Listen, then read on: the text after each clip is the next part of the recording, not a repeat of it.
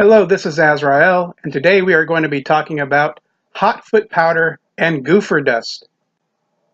And what are the differences? Well, first of all, there's probably just as many recipes as there are practitioners. But what we can tell with hot foot powder through historical records, that there's at least some common ingredients that seem to be in just about all of them. And this is powdered sulfur, powdered red pepper, powdered black pepper, and salt. So that's what's in just the basic version of hot foot powder. We'll go through that again.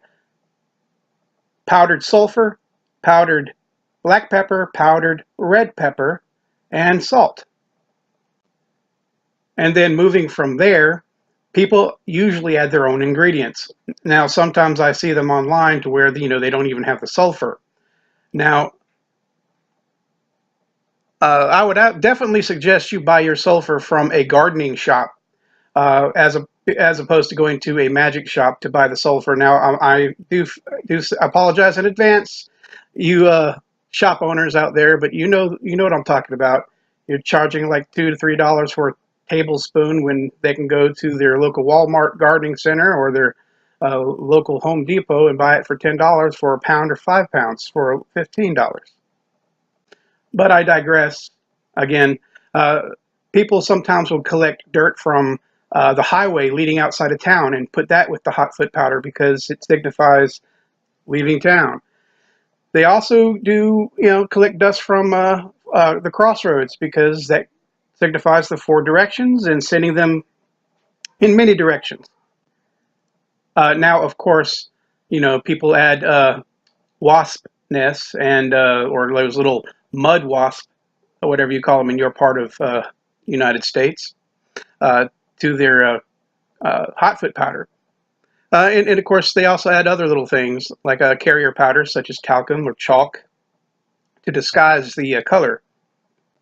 Now, that all being said, let's move on to goofer dust.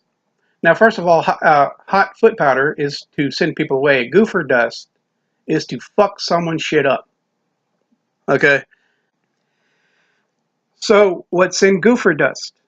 Well, the same thing that's in hot foot powder, but a few extra ingredients usually make it goofer dust. Traditionally, you'd probably put in powdered snake skin, preferably from a poisonous snake, wasp's nest or hornet's nest, or even a mud wasp that build their house out of dirt. Now, the graveyard dirt is usually taken from a grave of a criminal or an insane person. But of course, the cemetery just collects this kind of energy in general. So you could use graveyard dirt from anywhere. Just remember to bring an offering when you pick up the dirt. You don't want to take anything from the graveyard without paying for it. And of course, they probably would thank you, the deceased, for not messing with their grave. But again, go ahead and make this stuff your own. Find your kind of ingredients. Again, add, the dirt from a highway from heading out of town, because that's what you want them to do. You want them to get out of town. I have a secret ingredient that I like putting in my hot foot powder and goofer dust, which is, if you want to hear it, cobwebs or spider webs. Using the magical properties of spider webs, they are restricting. So not only would I set your ass on fire and out of my sphere of existence, I will bind you and keep you from using your magics against me, all at the same time. Now let's say you really can't lay tricks, putting the powder where they will touch it or walk by it or walk over it, or you can't put it in their shoes. But you are going to use image candles, and darn it, you just need some hot foot oil. Well, what do? You take some of your hot foot powder and put it in a carrier oil, such as you can use canola oil, grapeseed oil, or sunflower seed oil, whatever.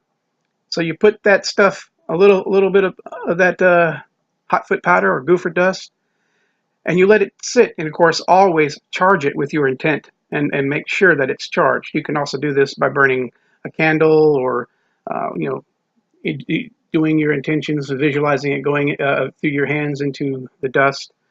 Now, you could also, once you make those oils, you can make crossing or hot foot incense or goofer dust incense.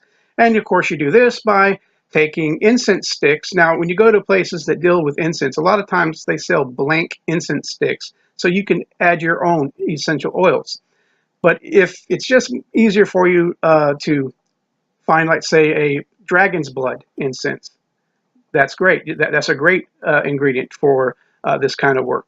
So you could just take the oil you did to anoint candles, or other objects that you might give to the person who's your target. You can also dip these sticks into the oil to make incense sticks for that same property.